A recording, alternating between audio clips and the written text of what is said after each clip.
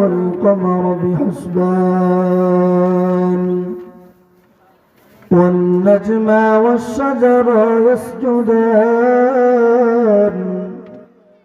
وفضل زمانا على زمان كما فضل مكانا على مكان وإنسانا على إنسان ونشهد أن لا إله إلا الله وحده لا شريك له ونشهد أن سيدنا وسندنا وحبيبنا